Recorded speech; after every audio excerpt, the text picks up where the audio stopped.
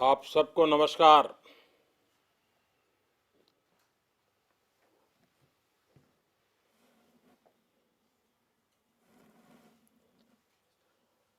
Thank you, thank you.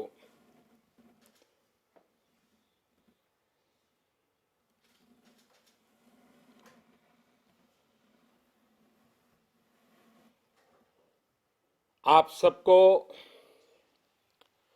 Shivratri की भी बहुत बहुत शुभकामनाएं।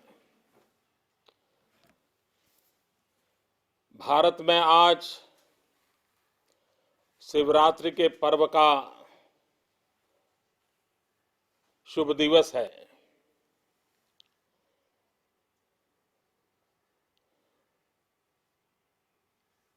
और महाकुंभ का आज समापन दिवस भी है।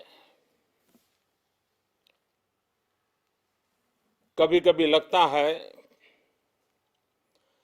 कि भारत में जिस प्रकार से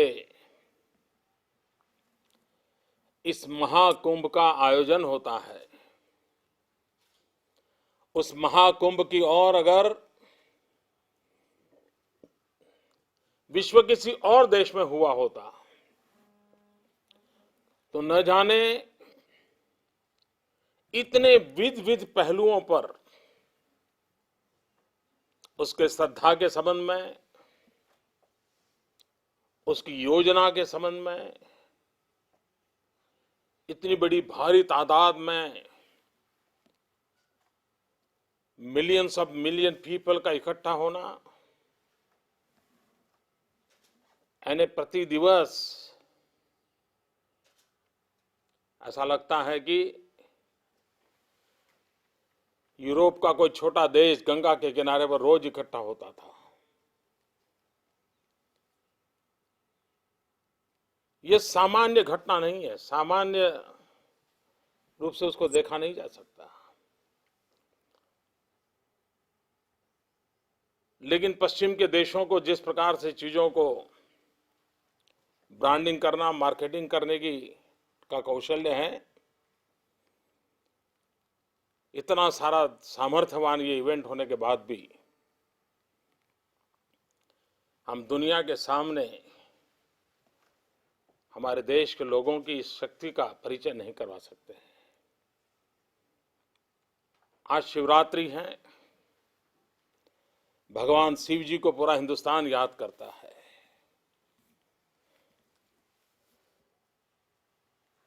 हमारे देश में अनेक देवी देवताओं की कल्पना है।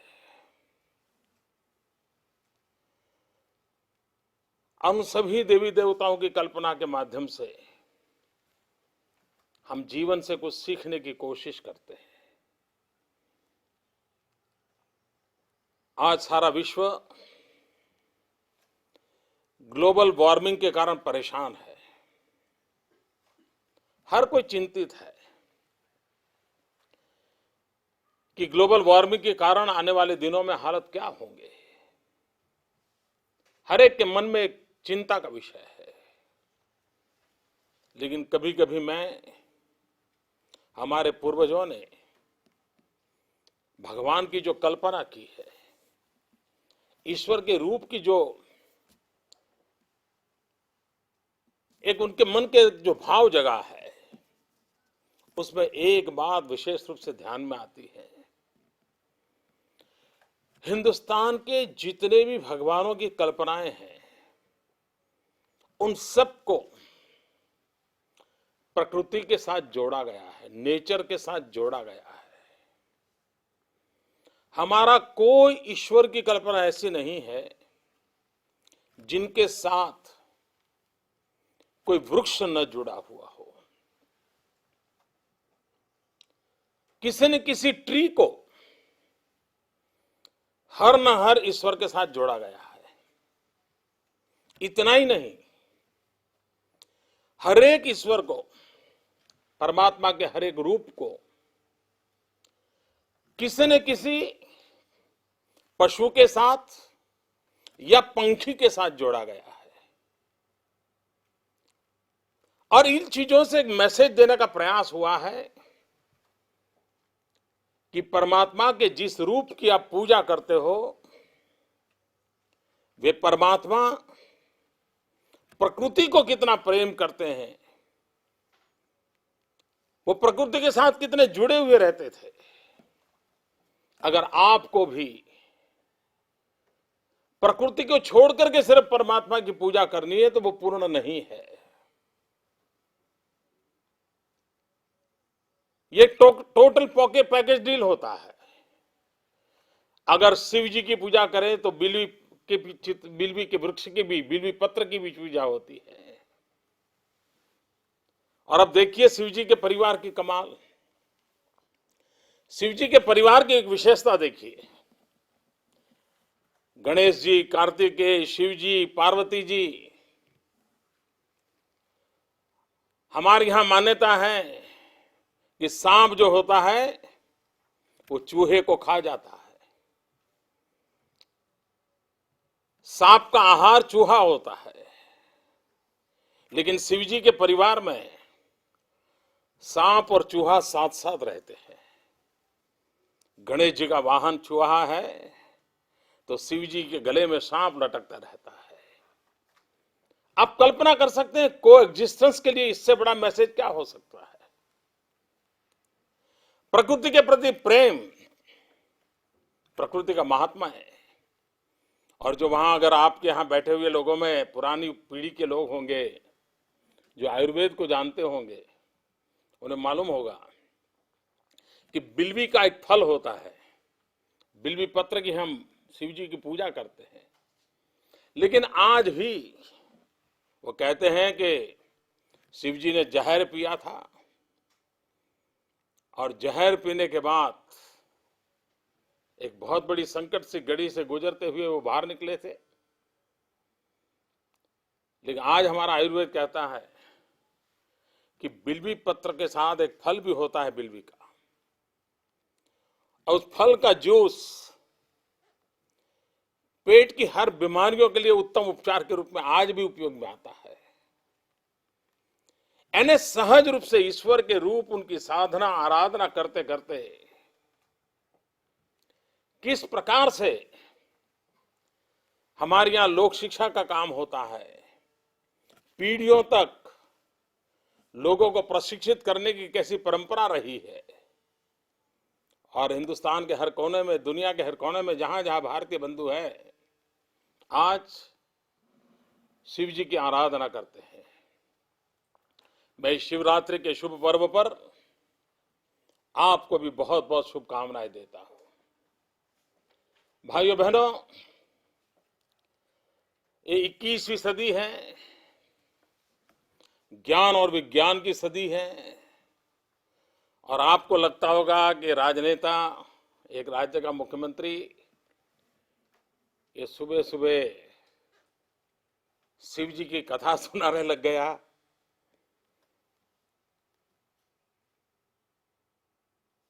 आपके मन में सवाल उठना बहुत स्वाभाविक है। लेकिन भाइयों बहनों, सार्वजनिक जीवन में शिव जी से एक प्रेरणा तो जरूर मिलती है। वो प्रेरणा है जहर पीने की और जहर पचाने की। और ईश्वर हम सबको दे शक्ति दें कि हम भी हर प्रकार की कटुता, बुराइयां, विकृतियां, इस रूप में जो जहर है, उस जहर को पचा करके हमारे भीतर से अमृत की वर्षा का संभावना पैदा हो। हमारा मन मस्तिष्क, हमारा मन मंदिर अमृत से भरा हुआ हो, ताकि हमारा हर शब्द, हमारी वाणी, हमारा व्यवहार, हमारा आचरण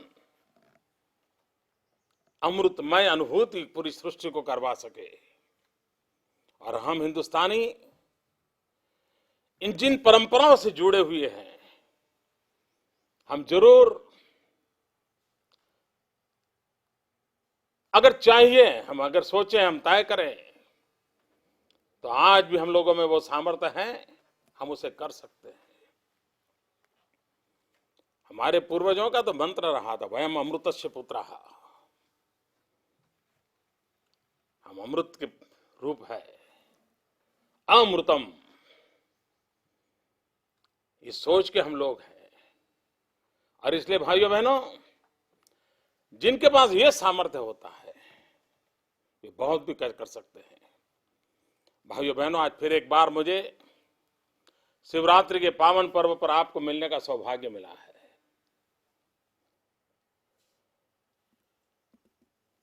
अनेक बार आप लोगों के बीच आने का अवसर मिला है। भारतीय समाज के, गुजराती समाज के अनेक अनेक विविध कार्यक्रमों में आना हुआ है। इस बार अमरेला ऑर्गेनाइजेशन के रूप में ओवरसीज फ्रेंड्स ऑफ बीजेपी के मित्रों ने इनिशिएटिव लिया।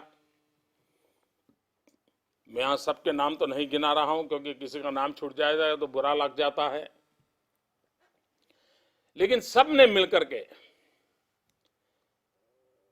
लगातार भारत से जुड़े रहने का प्रयास, लगातार भारत की गतिविधियों के साथ अपने आप को जोड़ने का निरंतर प्रयास, ये अपने आप में एक शुभ निशानी है। मित्रों, हम किसी भी देश में रहते हो, हम कोई भी काम करते हो, लेकिन हमारी धरती के साथ हमारा नाता रहे, हमारी संस्कृति के साथ हमारा नाता रहे, हमारी परंपराओं के साथ हमारा नाता रहे, हमारी भाषा के साथ हमारा नाता रहे, इसका अपना एक महात्म्य होता है। आज भी आप चले जाएं, मॉरिशस चले जाएं, वेस्ट इंडीज चले जाएं, 125-150 साल पहले मजदूर के रूप में जो लोग गए, एक रामायण की चौपाई ने आज भी उनको हिंदुस्तान के साथ जोड़ करके रखा है। मुझे विश्वास है कि विश्व में फैले हुए मेरे भाई बहन जिनका भारत के प्रति अपार प्रेम है, अगर उनके पास भारत से कोई भी बुरी खबर आए तो रात रात हमारे विदेश में रहने वाले भाई बहन बेचैन हो जाते हैं, उनको पीड़ा होती है। यह आपका भारत प्रेम है, आपकी जो भारत भक्ति है, ये निरंतर बनी रहे, निरंतर बढ़ती रहे। और ये आपका भाव विश्व है, ये भाव विश्व जब मौका मिले भारत के विकास के लिए काम आए, भारत की उन्नति के लिए काम आए, भारत के गरीब से गरीब लोगों की भलाई के लिए काम आए। मित्रों, मैं इन दिनों देख रहा हूं, मुझे साल में 12-15 डेलीगेशन ऐसे मिलते हैं जो विदेश से आते हैं। वो कुछ न कोई प्रकल्प लेकर के आते हैं। वो वैकेशन में कहीं टहलने के लिए जाने के बजाय हिंदुस्तान में आकर के कहीं हेल्थ का कैंप, कहीं डायग्नोसिस का कैंप, कहीं शिक्षा की प्रवृत्ति, ये अपने आप में एक अच्छा प्रारंभ हुआ है। इतना ही नहीं, मैं इन दिनों देख रहा हूं कि जो अमेरिका में पैदा हुए हमारे भारतीय मूल के बच्चे हैं, जिन्होंने हिंदुस्तान देखा भी नहीं था, उनका जन्म विदेश में कहीं हुआ, आज 18-20 साल की उम्र होते होते जिन्होंने कभी हिंदुस्तान देखा भी नहीं था, आज भारत आते हैं, भारत के गांव गरीब की सेवा में अपना समय लगाते हैं। अनेक नौजवान 1-1 साल रहते हैं। ये जो ललक है हमारे देश के लिए कुछ करने की, मैं उसका सम्मान करता हूं। वैसे जितने भी नौजवान हिंदुस्तान के किसी भी कोने में आते हैं, देश के लिए कुछ न कुछ करने का प्रयास करते हैं, मानवता के लिए कुछ न कुछ करने का प्रयास करते हैं, उन सबका भी बहुत मन से अभिनंदन करता हूं। भाइयों बहनों,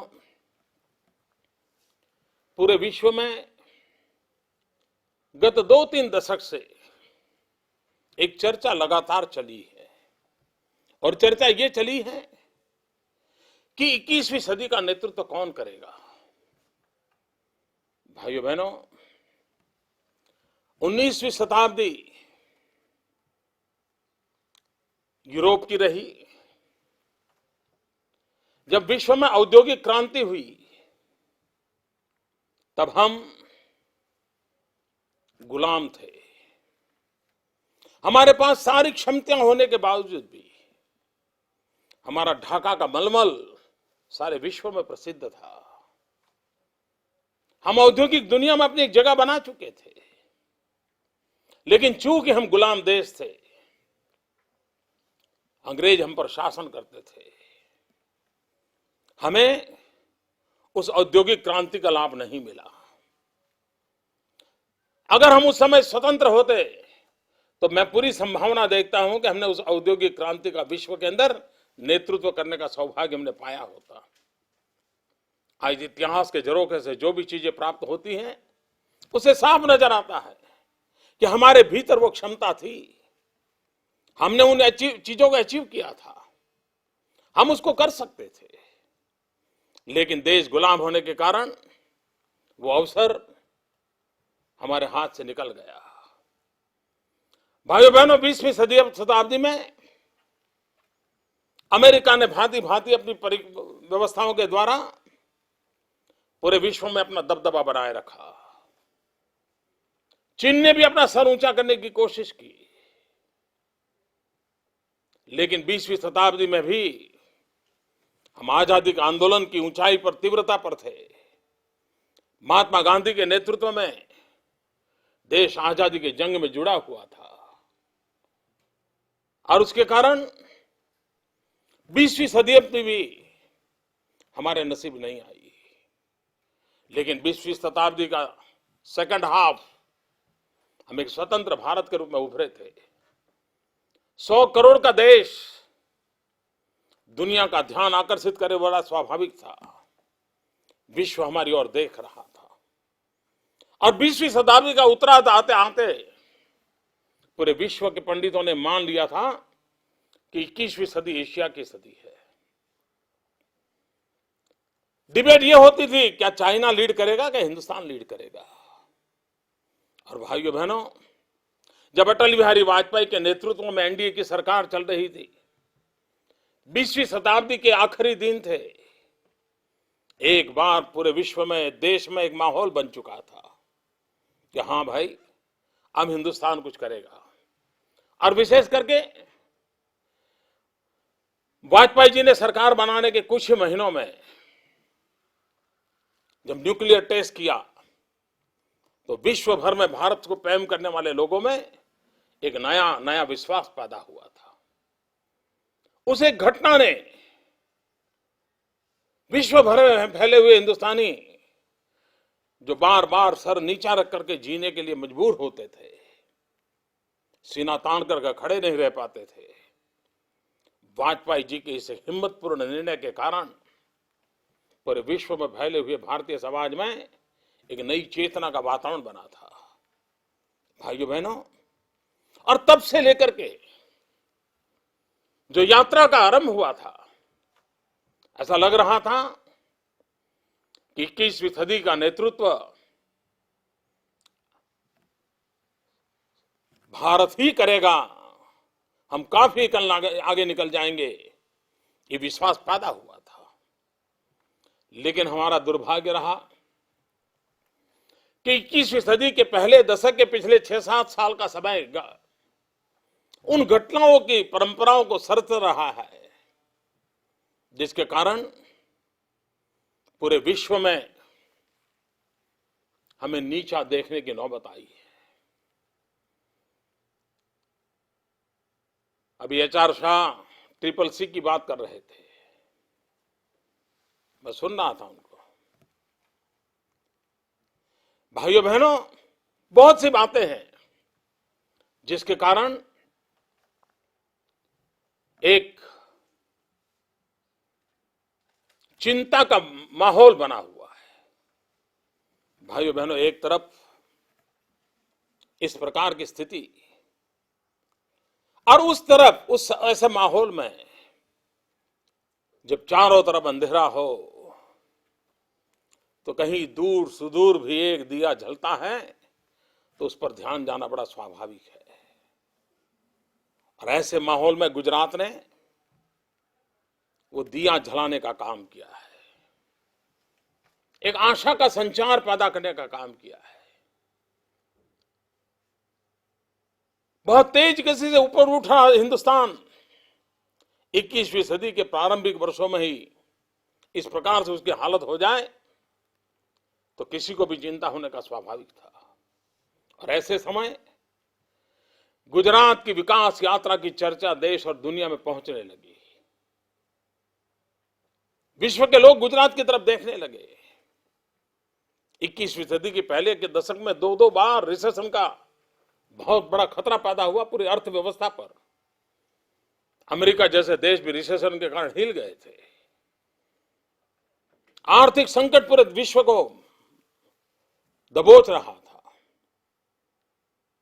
उस निराशा के माहौल में भी गुजरात ने आर्थिक विकास की कोशिशों को जारी रखा। उस संकट के काल में भी हमने वो स्थितियां अपनाने की कोशिश की जैसे हम रुके नहीं। मित्रों, जब दुनिया में रिसेशन आया तो हमारे मन में एक विचार आया कि भले ही मंदी का माहौल क्यों ना हो, लेकिन जो व्यापारी है, उद्योगकार है, वो अपने कारखाने बंद करना नहीं चाहता है। वो कॉम्पिटिटिव वर्ल्ड के अंदर अपने प्रोडक्ट को सस्ते में तैयार करके खड़ा रहना चाहता है। और इसलिए अगर मैन्युफैक्चरिंग प्रोसेस को एफिशिएंटली करना, सस्ते में होना, ये अगर हम प्लेटफॉर्म क्रिएट करते हैं तो दुनिया में मंदी के दौर होने के बाद भी लोग हमारी तरफ आएंगे। और हमने इस व्यू को अपनाया और उस व्यू का परिणाम यह हुआ कि गुड गवर्नेंस के कारण, एफिशिएंसी के कारण, पीसफुल लेबर के कारण, चीप लेबर के कारण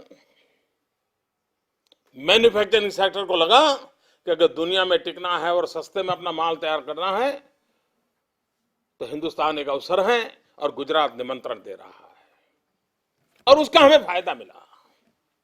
भाइयों बहनों, आज पूरे विश्व को भी इस स्पर्धा से जूझना है। भारत एक ऐसा देश है जिसके पास सर्वाधिक नौजवान है। अमेरिका में बैठे हुए मेरे भाइयों बहनों, आपको जानकर के खुशी होगी, आनंद होगा। आज हिंदुस्तान दुनिया का सबसे नौजवान देश है। 65% हमारी जनसंख्या 35 साल से नीचे की उम्र की है। आप कल्पना कर सकते हो कि इतना यौवन से भरा हुआ देश, जिसके नौजवानों के नौजवान सपने होते हैं, जिसमें साहस होता है, सामर्थ्य होता है, अगर उस शक्ति पर हम कंसंट्रेट करें तो हम कितनी स्थितियों को बदल सकते हैं। भाइयों बहनों, गुजरात ने युवाओं पर बल देने की दिशा में प्रयास किया है। ये वर्ष स्वामी विवेकानंद जी की 150वीं जयंती मनाने का अवसर है। भाइयों बहनों, ये मेरा सौभाग्य रहा कि जब स्वामी विवेकानंद जी के शिकागो भाषण के विश्व धर्म परिषद में उनका जो भाषण हुआ था, उस भाषण की जब शताब्दी मनाई जा रही थी, तब मैं अमेरिका के आपके बीच आकर के उस कार्यक्रम में मैं शरीक हुआ था। मेरा सौभाग्य रहा था कि शिकागो के उस सभाखंड में जाकर के स्वामी जी को श्रद्धांजलि देने का। भाइयों बहनों, 39 साल की छोटी आयु में स्वामी जी ने विदाई ले ली, लेकिन पूरे विश्व में आज भी जहां भी भारतीय समाज रहता है, आज भी युवा पीढ़ी स्वामी विवेकानंद से प्रेरणा लेती है। उन्होंने अध्यात्म को भारत भक्ति से जोड़ दिया था। उन्होंने भारत भक्ति को ही अध्यात्म की ऊंचाई का रास्ता दिखा दिया था। और भाइयों बहनों, गुजराती के नाते मुझे एक और भी गर्व होता है, शायद अमेरिका में रहने वाले हमारे बहुत लोगों के लिए शायद ये जानकारी नई भी हो सकती है। स्वामी विवेकानंद जी जिस धर्म परिषद में आए थे, उस धर्म परिषद में हमारे गुजरात के भी एक नौजवान आए थे, वीरचंद गांधी, भावनगर जिले के रहने वाले थे, बड़े विद्वान थे।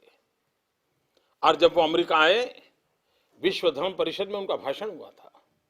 29 साल की आयु थी और अमेरिका में उन्होंने कई वर्षों तक रह करके अमेरिका के सभी बड़े शहरों में भारतीय संस्कृति की बात कही थी। वो विवेकानंद जी के साथ बड़े निकट थे, उनकी पढ़ाई गांधी जी के साथ हुई थी। और आज भी शिकागो में वीरचंद गांधी की प्रतिमा है, बहुत कम लोगों को मालूम होगा। और ये दुर्दैव देखिए कि Vivekananda ji at the age of 39 हमें छोड़ के चले गए, और वीरचंद गांधी भी एट द एज ऑफ 37 हमें छोड़ के चले गए। और हमारे गुजरात में तो एक किताब भी प्रसिद्ध हुई है, गांधी बिफोर गांधी। मोहनलाल करमचंद के गांधी के पहले वीरचंद गांधी ने स्वामी विवेकानंद के साथ जाकर के अमेरिका में किस प्रकार से भारतीय संस्कृति का ध्वज लहराया था। भाइयों बहनों, ये इतिहास के पन्ने हैं जिसको पता नहीं क्यों अंधेरे में डाला हुआ है। इन सभी चीजों को उजागर करने से एक गौरव मिलता है, प्रेरणा मिलती है, एक आनंद मिलता है, एक नई ऊर्जा प्राप्त होती है। भाइयों बहनों, स्वामी विवेकानंद हमेशा कहते थे कि देश के नौजवान ही देश का भाग्य बदलेंगे। आज वक्त आया है, दुनिया का सबसे युवा देश अगर हिंदुस्तान है, तो युवा शक्ति के बल पर हमने विश्व की भलाई के लिए अपनी शक्ति सामर्थ्य को एकजुट करके आगे बढ़ने की नौबत आई है। और मित्रों, भारत का आगे बढ़ना ये विश्व कल्याण का काम है। और आज शिवरात्रि है, शिव का दूसरा अर्थ भी कल्याण होता है। तन में मनः शिव संकल्पमस्तु, ये हम कहते हैं। अच्छे संकल्पों का एक समय होता है, कल्याणकारी संकल्पों का अर्थ होता है। मानव जात के कल्याण के प्रतिबद्ध हम समाज हमारी युवा पीढ़ी को लेकर के स्वामी विवेकानंद जी की 150वें जयंती की मनाते हुए एक नई ऊर्जा के साथ देश को कैसे आगे बढ़ा सकते हैं। हमने गुजरात में स्वामी विवेकानंद जी की 150वीं जयंती को युवा वर्ष के रूप में मनाना तय किया है। और युवा वर्ष भी इन जनरल टर्म नहीं, कहने को युवा इस प्रकार से नहीं, हमने एक स्पेशल फोकस रखा है। और हमारा स्पेशल फोकस है स्किल डेवलपमेंट। लगातार गुजरात के अंदर हमने स्किल डेवलपमेंट पे बहुत बड़ा बल दिया है। और स्किल डेवलपमेंट, अगर हमारे देश के नौजवान को ईश्वर ने जो भुजाएं दी है, उस भुजाओं में अगर हम हुनर देते हैं, कौशल्य देते हैं, कुछ करने के लिए वैल्यू एडिशन करते हैं, तो हमारा नौजवान बहुत बड़ी शक्ति के रूप में उभर सकता है और हिंदुस्तान की शक्ति की धरोहर बन सकता है। मैं यहां इस मंच का उपयोग किसी सरकार की आलोचना करने के लिए नहीं करना चाहता हूं, लेकिन सत्य आपके सामने रखना जरूर चाहता हूं। इन दिनों भारत सरकार का बजट आया और गुजरात सरकार का भी बजट आया, और ये स्वस्थ मन से इसका तुलनात्मक अध्ययन करना, मैं समझता हूं हमें एक सही दिशा देता है। और इसलिए भाइयों बहनों, आपको जानकर के हैरानी होगी, इतना बड़ा हिंदुस्तान, जिस हिंदुस्तान के 65% नौजवान 35 साल से कम उम्र के हैं, और पूरा विश्व इन दिनों जब स्किल डेवलपमेंट की बात कर रहे हैं, कुछ दिन पहले मैंने प्रेसिडेंट ओबामा ने जब अपना नया कार्यकाल संभाला और उसमें उन्होंने जो पहला अपना विजन के रूप में जो भाषण किया,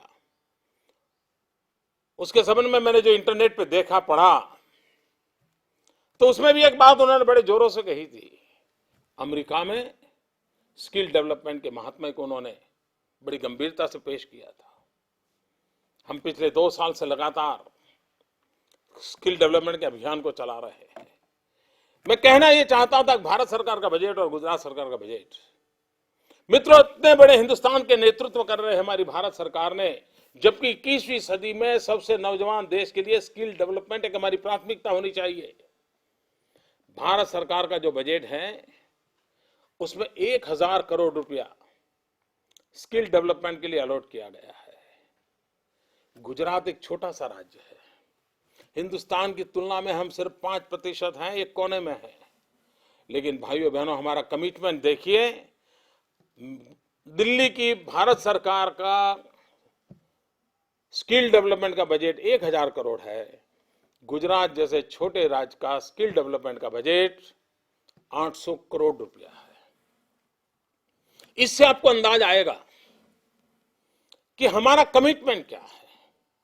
हम देश के नौजवानों को किस प्रकार से हम भारत के विकास की यात्रा के अंदर जोड़ना चाहते हैं, और उसमें हमने बल दिया है।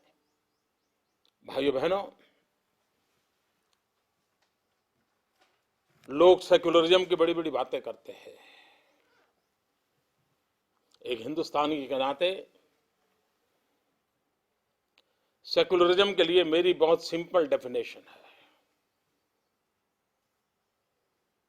और मैं मानता हूं मित्रों, एक हिंदुस्तानी के नाते, हिंदुस्तान को प्रेम करने वाले एक नागरिक के नाते,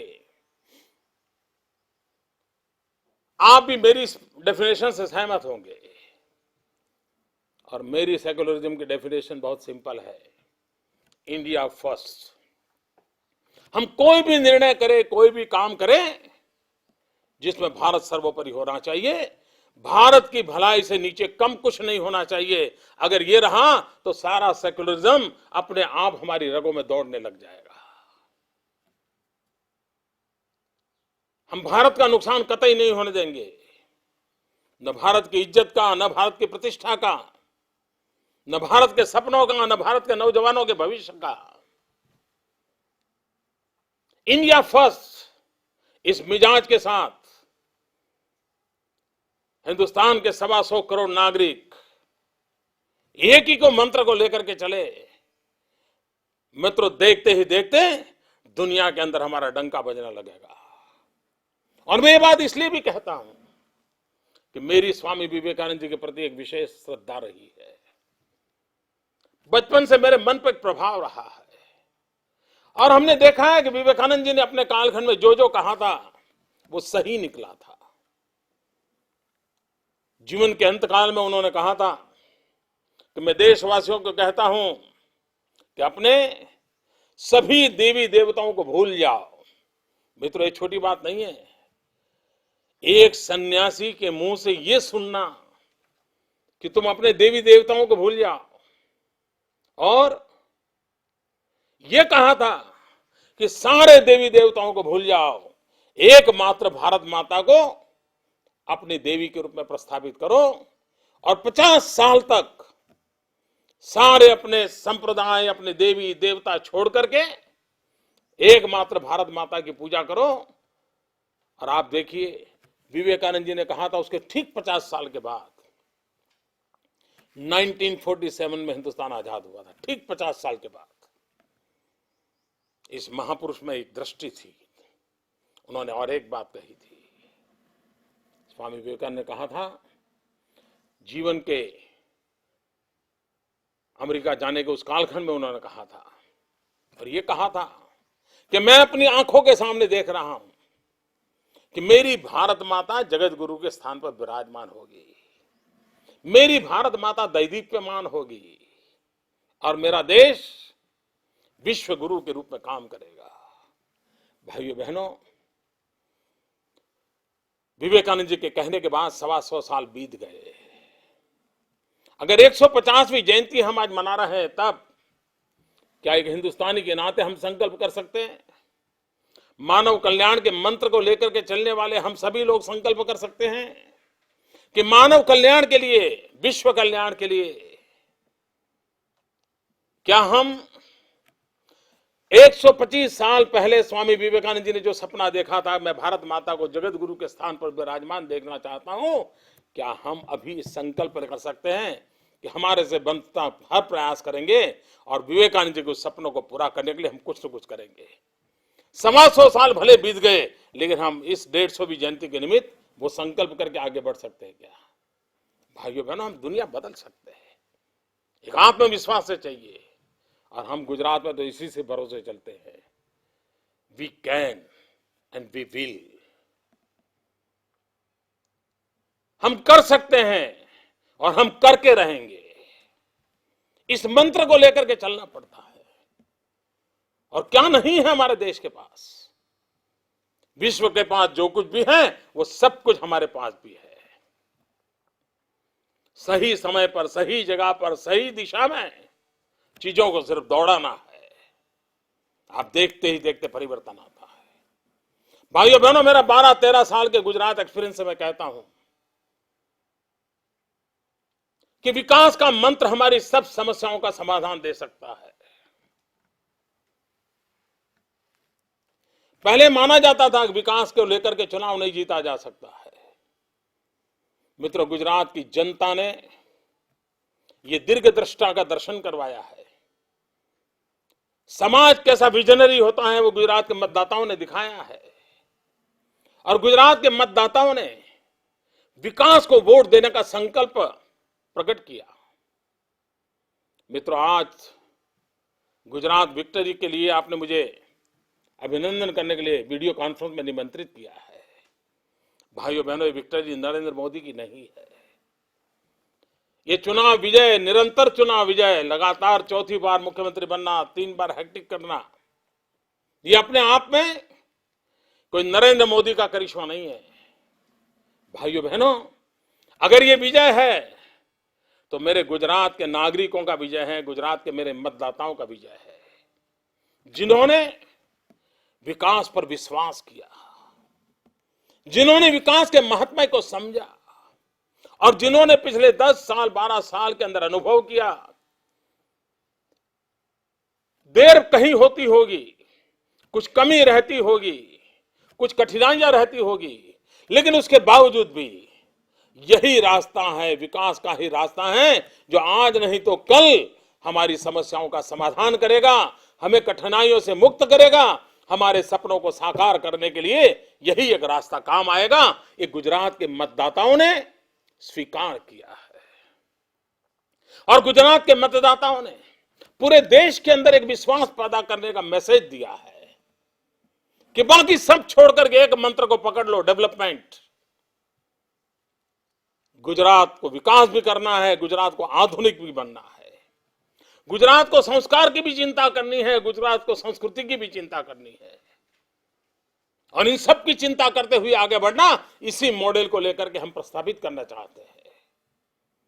भाइयों बहनों, कभी गुजरात ने कहा नहीं है कि हमारे यहां कोई मुसीबत ही नहीं है, हमारे यहां कोई कमियां नहीं है, लेकिन हमने ये विश्वास पैदा किया है कि हम कमियों को दूर करने के लिए पूरा प्रयास करेंगे।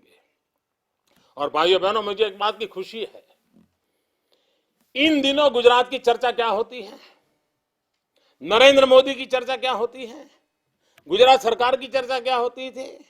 मित्रों, हिंदुस्तान के अंदर किसी सरकार के करप्शन की चर्चा होती है, किसी सरकार के कोई न कोई भले बुरे आचरण की चर्चा होती है, लेकिन गुजरात की चर्चा होती है तो क्या होती है कि भाई गुजरात के अंदर 24 घंटे बिजली है, लेकिन थोड़ी महंगी है, कोई कहता है सस्ती है, कोई कहता है अच्छी है। पानी है तो कोई कहता है हाँ यार पहले पानी नहीं पहुंचता था, अभी तो पहुंच रहा है, लेकिन अभी इतना बाकी है। कोई माल न्यूट्रिशन की चर्चा करता है। कहने का तात्पर्य यह है मित्रों कि जब भी गुजरात की चर्चा होती है तो विथ रेफरेंस टू डेवलपमेंट होती है, और उसमें हमारी कमियां भी उजागर होती है, और मैं उसका स्वागत करता हूं, क्योंकि कोई ये तो दावा नहीं कर सकता कि इतने सालों की सब बुराइयों को कोई एक आदमी ने एक दशक में ही पूरा कर दिया होगा। लेकिन लोग इतना विश्वास करते हैं कि भाई यही रास्ता है जिससे अंधेरा छटने वाला है। और मित्रों, मैं कहता हूं, एषः पंथाः, यही रास्ता है, और वो रास्ता है डेवलपमेंट। मित्रों, राजनेता कभी कभी डरते हैं, और हमारे देश में पॉपुलरली कहा जाता है good economics is a bad politics. ये मानी हुई बातें मानी गई है। डेवलपमेंट से चुनाव नहीं जीते जाते, चुनाव तो जोड़ तोड़ से जीते जाते हैं। भाइयों बहनों, चुनाव जीते या हारे ये मकसद नहीं होना चाहिए। मकसद ये होना चाहिए कि अगर आपको 5 साल के लिए जनता ने काम दिया है तो उस 5 साल में जनता का काम को आप प्राथमिकता दीजिए, पूरा कीजिए। चुनाव तो बाय प्रोडक्ट होता है।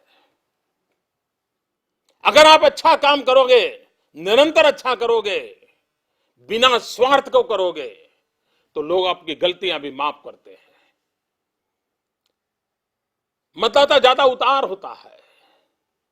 ऐसा नहीं कि हमारी सरकार ने कोई गलतियां नहीं की होगी, ऐसा नहीं कि कहीं किसी इलाके में हमारे लिए शिकायत नहीं होगी, लेकिन हमने एक विश्वास पैदा किया है कि गलतियां होते हुए भी, कमियां रहते हुए भी अच्छा करने के हमारे निष्ठा पर किसी को शक नहीं हुआ है। अच्छा करने के हमारे प्रयासों में किसी ने कभी हमें कोताही बरतता हुआ देखा नहीं है। भाइयों बहनों, मनुष्य का स्वभाव है, एक जगह पे 2-4 साल रहने के बाद उसको एक आदत लग जाती है, एक रूटीन लाइफ बन जाता है। मित्रों, मुझे 12 साल हो चुके हैं, लेकिन मैं जिस ऊर्जा से, जिस भक्ति से, जिस तन्मयता से 2001 में इस काम को करता था, इतने सारे विजयों की परंपरा के बाद भी उसी लगन, निष्ठा और तपस्या के साथ आप सबकी सेवा में लगा हूं। भाइयों बहनों, कोई चंद्रक पाने के लिए नहीं कर रहा हूं, कोई मान सम्मान पाने के लिए नहीं कर रहा हूं। मैं इसलिए कर रहा हूं कि मैं मेरे गुजरात के गरीबों की गरीबी देख नहीं पाता हूं। अगर किसी गांव में पानी नहीं पहुंचा है तो मैं बेचैन हो जाता हूं। किसी बेटी शिक्षा के अभाव में जूझती हो तो मैं उसे झेल नहीं पाता हूं। किसी बेटी शिक्षा के अभाव में जूझती हो तो मैं उसे झेल नहीं पाता हूं।